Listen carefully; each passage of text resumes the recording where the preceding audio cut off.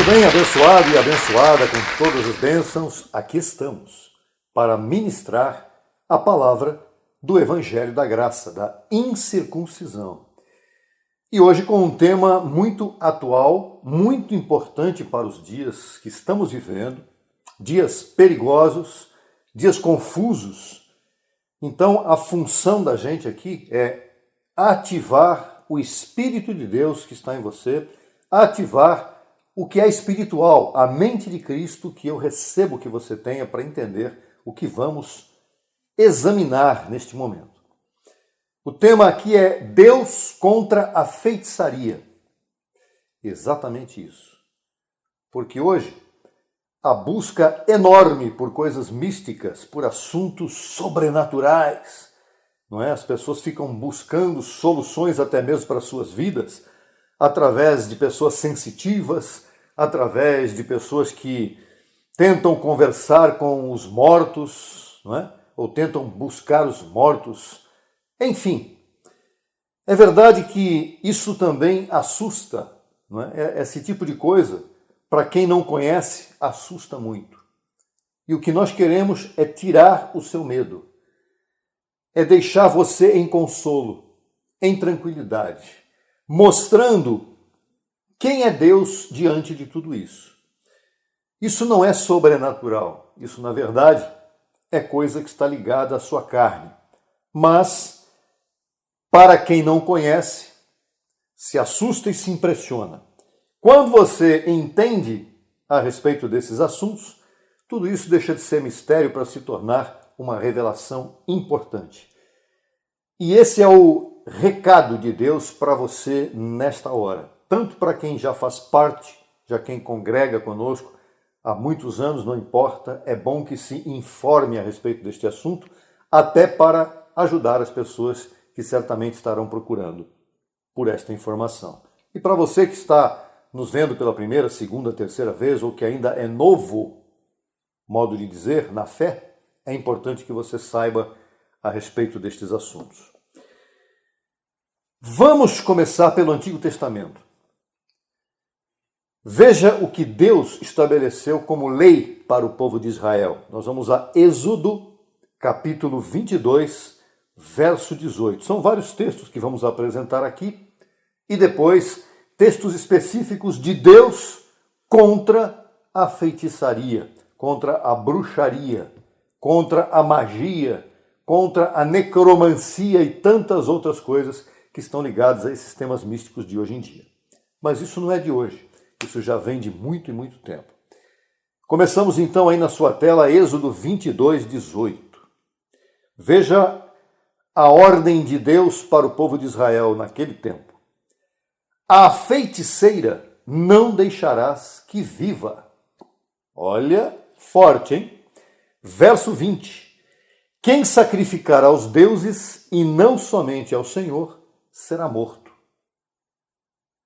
Ordens muito fortes, não é verdade?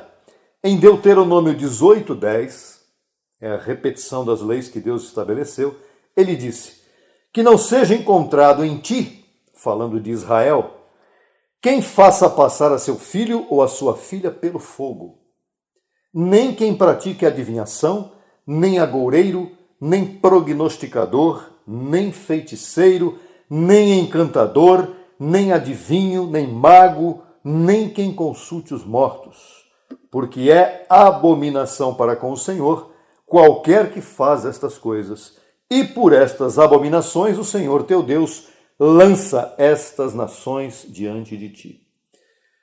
Quando no verso 10, Deus diz a Israel que não seja encontrado em ti quem faça passar a seu filho ou a sua filha pelo fogo, ele está falando de sacrifício. Porque naquele tempo, os povos daquelas regiões onde Israel habitava, eles faziam isso. Faziam sacrifícios de crianças, de filhos, de filhas. Era algo abominável diante de Deus.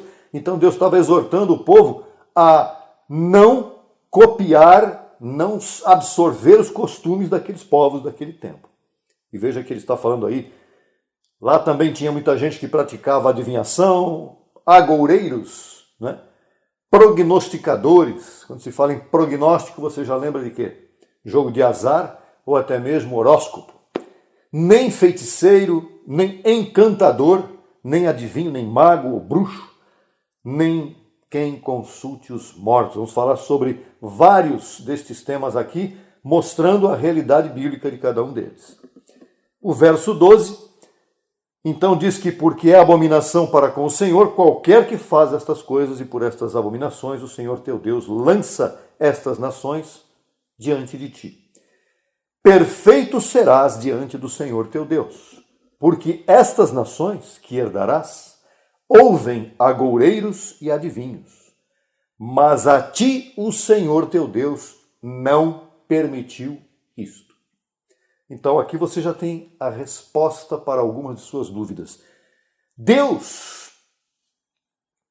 ele tolera que o seu povo, que a sua igreja, que os abençoados do Senhor pratiquem esse tipo de coisa? Adivinho, ou fique escutando, ou fique vendo vídeos de YouTube, onde essas pessoas sensitivas, que se dizem sensitivas, estão praticando estas coisas? E a resposta evidente aqui já é não. E agora nós vamos apresentar a você fatos reais do passado que aconteceram, onde Deus vai contra esse tipo de coisas. Porque para ele isso é abominação. A palavra abominação quer dizer repugnante, detestável. Veja o detalhe, Deus não está dizendo, naquilo que nós vamos ver agora, que isso não existia, porque existia. Isso era coisa de carne que existia no passado. Mas que isso seria proibido, que isso seria completamente desconsiderado, devia ser completamente desconsiderado para os eleitos de Deus, para o seu povo e para a sua igreja nos dias de hoje. O primeiro fato que nós vamos ver aqui, que está na palavra, dominando a bruxaria do Egito. Deus contra a feitiçaria, dominando a bruxaria do Egito. Vamos ver aqui o período em que Israel esteve escravizado, nos tempos de Moisés. Êxodo, capítulo 7, dos versos 10 a 12. Vieram, pois, Moisés e Arão a Faraó, e fizeram como o Senhor havia mandado. E Arão lançou sua vara diante de Faraó e de seus servos, e se tornou uma cobra. Então chamou também Faraó sábios e feiticeiros, e os feiticeiros do Egito fizeram o mesmo com seus encantamentos. Pois cada um lançou sua vara, as quais se tornaram em cobras. Mas, veja isto agora, grifado aí na sua tela. Mas a vara de Arão devorou as varas deles. Olha que interessante. O que Deus fez através de Arão, jogando a vara, e esta vara se transformando em cobra, é o poder de Deus. Não era uma magia. Não era uma bruxaria que Deus estava fazendo através de Arão. Era a manifestação real do poder de Deus. Aí vieram os magos do Egito, os bruxos, né? E tentaram copiar. E ali estavam as duas cobras. Eles fizeram a bruxaria deles e apareceu uma cobra também. Ou cobras com as varas dos egípcios, dos encantadores. Porém, o que aconteceu? Verso 12. A vara de Arão devorou as varas deles. O que quer dizer o quê? Que os magos do Egito não poderiam fazer frente ao poder do Senhor, que não tem nada a ver com feitiçaria. Então, estes magos do Egito também são mencionados pelo apóstolo Paulo quando ele escreveu a Timóteo, 2 Timóteo 3,8. Lá o apóstolo Paulo disse: e da mesma maneira que Janes e Jambres, alguns desses magos que resistiram a Moisés, assim também estes resistem à verdade. Homens corruptos de entendimento, perversos quanto à fé. Então, Paulo deu um exemplo que nós acabamos de dar lá do Egito, no tempo de Moisés, para mostrar que naquele tempo estes magos do Egito, esses bruxos, resistiram a Moisés e ao poder de Deus. E que no tempo de Paulo estava acontecendo a mesma coisa por ali. Havia esse tipo de feitiçaria que estava tentando arrastar o povo de Deus, corrompendo o entendimento deles. Porém, Paulo disse, olha, isso não é de Deus. Isso é uma bruxaria carnal, não é? Diabólica, podemos dizer assim, que na verdade não deve ser imitada e nem deve assustar o povo de Deus. Vamos em frente. Disse também o Senhor por meio do profeta Isaías aos filhos de Israel. Isaías 18, Isaías 8, 19 e 20. E se vos disserem, perguntai aos encantadores e aos adivinhos que sussurram falando, respondei. Não consultará o povo a seu Deus? A favor dos vivos se consultará os mortos? À lei e ao testemunho. Se não disseram conforme a isto, é porque não amanheceram. Isso quer dizer o quê? Isaías estava profetizando algo em nome do Senhor, dizendo, perguntem aí aos encantadores e adivinhos que ficam falando nos ouvidos de vocês e respondam a eles o seguinte, o povo de Deus tem que consultar quem? Adivinhos e feiticeiros ou a Deus? A Deus. E a favor dos vivos, é possível consultar os mortos? Os mortos têm algo a dizer para os vivos? Claro que não. Então ele diz, à lei e ao testemunho. Se eles não disserem conforme a isto, não vão amanhecer, porque vão morrer. É isso que o Senhor disse. Vamos ver um outro caso. Um caso muito conhecido de todos, que é Saul com a necromante. O que quer dizer necromante? Necromante é aquela pessoa que, enfeitiçada, consulta os mortos. É uma tipo de uma pitonisa. Mas depois vamos falar da pitonisa também. O primeiro rei de Israel foi Saul. Tinha começado bem o seu reinado, mas com o decorrer dos tempos, ele passou a desobedecer e desagradar muito ao Senhor. Pouco antes de morrer em batalha, resolveu consultar uma feiticeira para que trouxesse o profeta Samuel, que já tinha morrido, para que consultasse ao profeta Samuel a fim de orientá-lo. Que coisa estranha, né? De atitude de um rei submetido a Deus. Veja o texto. 1 Samuel 28, 3. Samuel havia morrido e todo Israel o havia lamentado e o sepultaram em Ramá, sua cidade.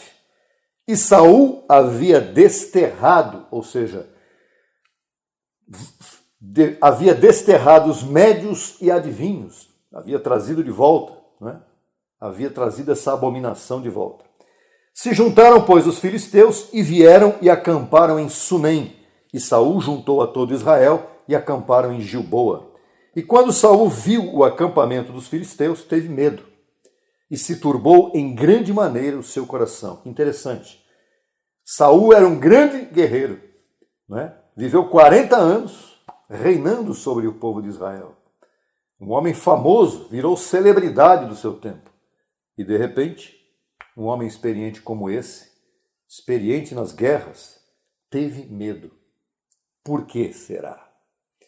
Verso 6. Consultou Saul ao Senhor, mas o Senhor não o respondeu, nem por sonhos, nem por Urim e nem por profetas. Urim era um instrumento judaico sacerdotal de consulta.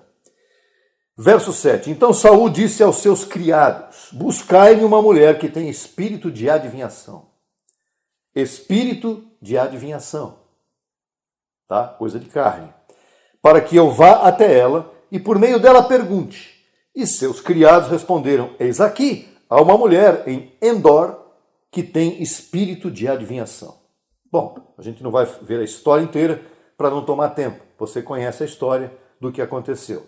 Saul foi lá e consultou a mulher ficou assustada, ele disse, não, eu quero que você faça o que eu estou mandando, e ela fez. E no verso 15, veja o que Samuel disse a Saul, porque aí o Samuel apareceu, né?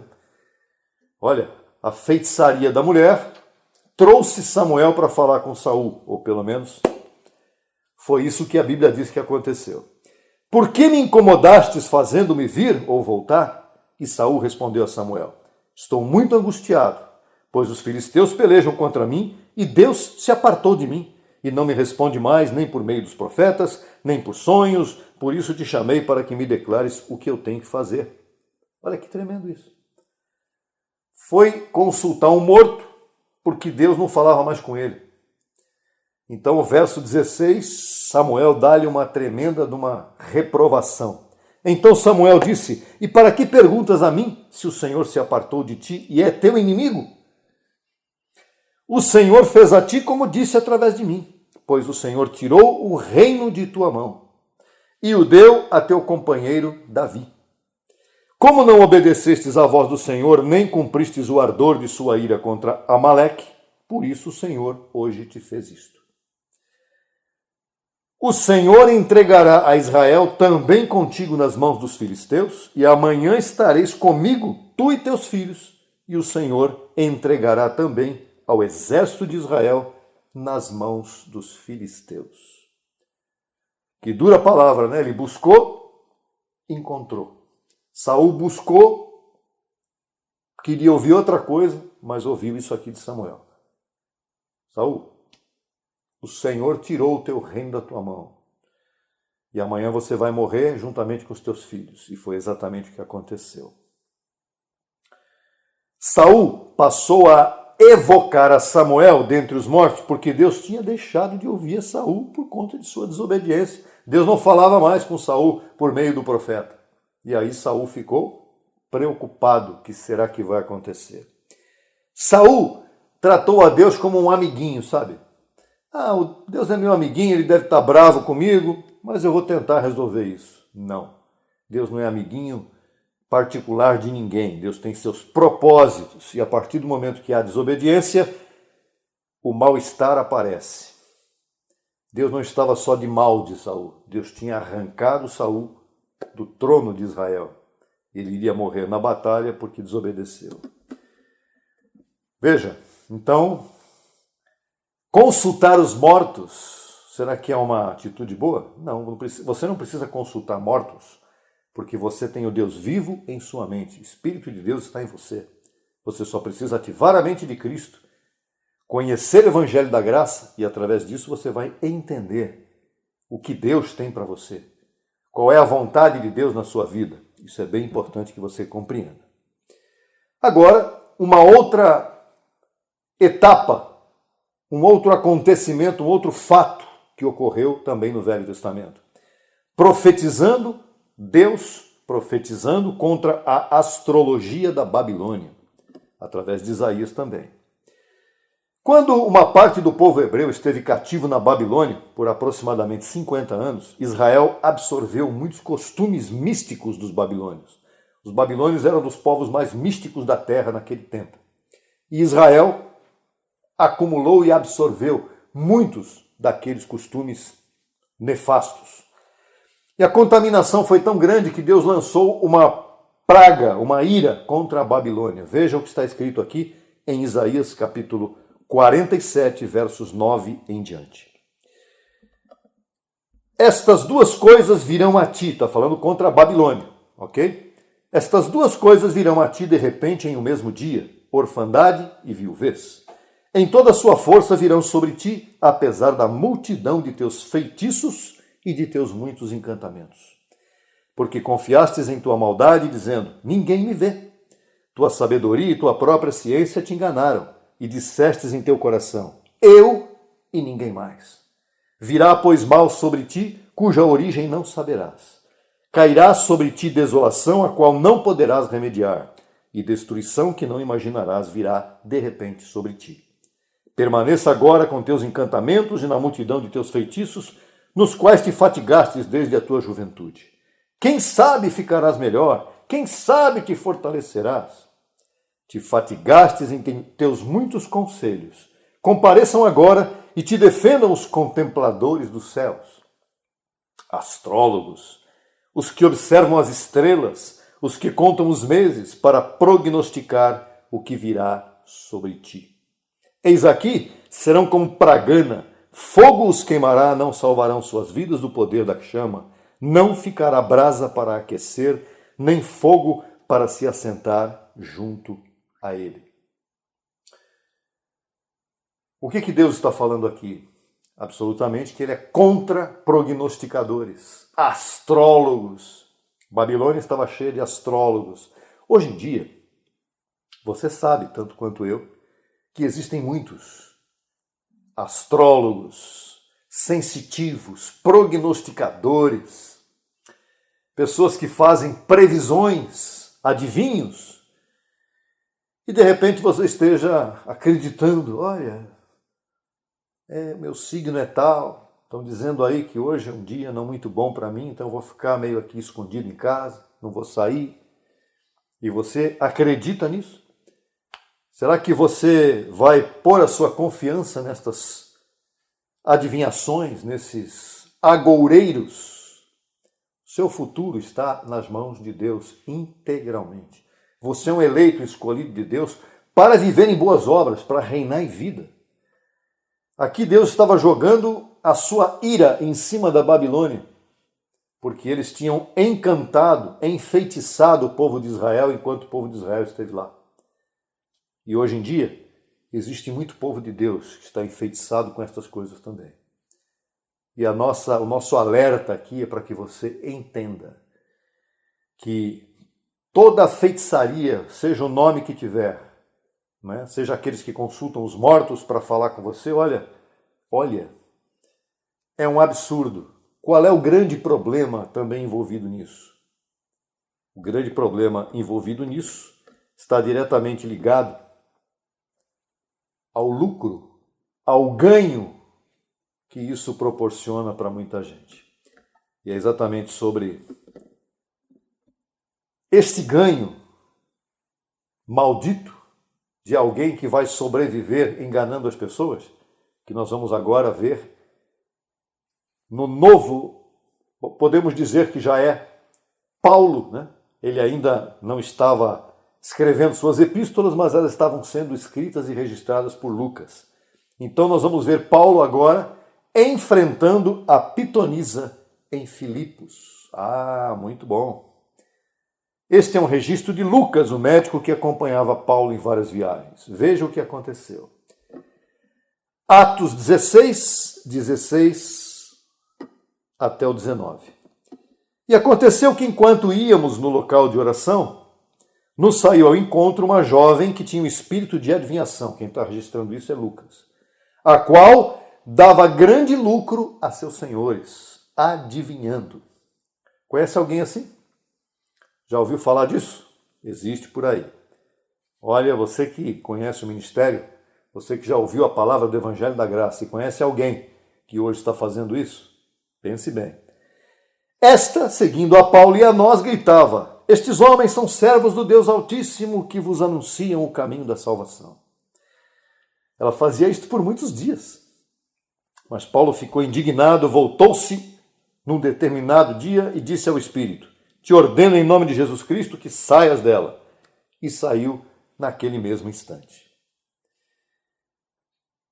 Gozado que o Espírito que falava através daquela moça, falava a verdade. Não é? Estes homens são servos do Deus Altíssimo que vos anunciam o caminho da salvação. Era verdade. Era verdade. Paulo era o homem que estava ali anunciando o caminho da salvação. Por que ele se aborreceu? Porque apesar de ela estar falando a verdade, aquilo era um espírito provocativo. Aquilo não era um espírito de revelação verdadeiro da parte dela. Aquilo era um espírito provocativo. Ela estava incomodando a Paulo a ponto dele se aborrecer e ordenar que aquele espírito do mal, que falava a verdade, que coisa incrível, saísse dela para que ela não incomodasse mais. O espírito que a jovem tinha, na verdade, era um espírito de confusão, mesmo que falasse a verdade. É bem importante que você entenda isso. Veja o verso 19 que você vai entender. Mas vendo seus amos, ou seus senhores, que havia terminado a esperança de seus ganhos, prenderam a Paulo e a Silas e os trouxeram à praça, chamada de Ágora, né, na Grécia Antiga, perante as autoridades. Olha, qual era o grande problema ali também? Aquela mulher, ela adivinhava, ela tinha um espírito de adivinhação, e através desse espírito de adivinhação, ela ganhava dinheiro para os seus senhores que exploravam a jovem. Existe hoje em dia? Existe e muito. A indústria bilionária das adivinhações, dos sensitivos, é muito grande e muito forte, porque mexe com a imaginação, mexe com o psicológico, mexe com o espírito, com o comportamento, mexe com as sensações dos homens. E muita gente dá ouvido para isso, muita gente dá ouvido e dá dinheiro para isso. E nada disso tem a aprovação de Deus, com certeza. É bem importante que você compreenda que carne faz coisas impressionantes. Carne é diabólica e ela enfeitiça. Finalizando, vou deixar a informação do apóstolo Paulo aos Gálatas, capítulo 5, verso 20. O que Paulo diz ali? Ali tem uma lista, do 19 em diante, uma lista de obras da carne, de desejos enganosos que a carne proporciona e que a carne traz. E dentro desses desejos enganosos está a palavra feitiçaria. Simplesmente feitiçaria. De qualquer espécie. Você viu aqui hoje, diante desse estudo, dessa ministração, vários exemplos de feitiçaria. Você pode rever esse estudo quantas vezes você quiser. Se você quiser a folha também que nós estamos usando aqui para apresentar isso para você, que tem tudo registrado, eu te envio com muito prazer. O importante é que você pesquise, que você ative a mente de Cristo, que está em você, se você é um eleito de Deus, para que você possa ficar livrado dessas coisas, entendendo que aqui não tem nada de espiritual, não tem nada de misterioso nisso aqui. Isso aqui é carne. Carne de pessoas que querem ganhar dinheiro, carne de pessoas que querem manipular as outras, carne que atemoriza, que mete medo, que assusta. E nós não estamos aqui para assustar ninguém, nós estamos aqui para falar a verdade para você. Declaro crescimento em sua vida, através do Evangelho do Cristo ressuscitado nas 14 cartas de Paulo, de Romanos a Hebreus. E para isso, declaro que você reine em vida. Um prazer, uma honra poder falar com você. Esta foi uma palavra de alerta. Eu recebo que você compreenda e que você esteja livrado de tudo isso que está nesse mundo de hoje, mas que você entenda que Deus não aprova nenhuma destas coisas na vida de seus filhos. Ok?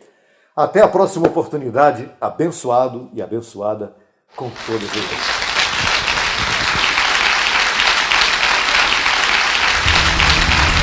Solicite material inteiramente grátis pelo WhatsApp 11 95002 5531. Acesse nossa página no Facebook www.facebook.com/Crescendo em Graca Brasil e no Instagram acesse e siga-nos em www.instagram.com/CEGBrasil_oficial. Acesse também nossa rádio web 24 horas www.radiograca.net. Também pelo nosso aplicativo Rádio Graça, disponível no Play Store. No YouTube estamos em 2 canais. Na barra de pesquisa você digita Crescendo em Graça Brasil Oficial. Neste canal você desfrutará de louvores, conferências apostólicas, confissões em graça, especiais musicais e muito mais. Nosso segundo canal, Crescendo em Graça Brasil Estudos, www.youtube.com/Crescendo em Graca Brasil. Neste canal você desfrutará de estudos bíblicos em apostila, com base em mensagens do apóstolo e doutor José Luiz de Jesus Miranda. Declaramos os olhos de teu entendimento iluminados com o conhecimento da verdade, abençoados com todas as bênçãos.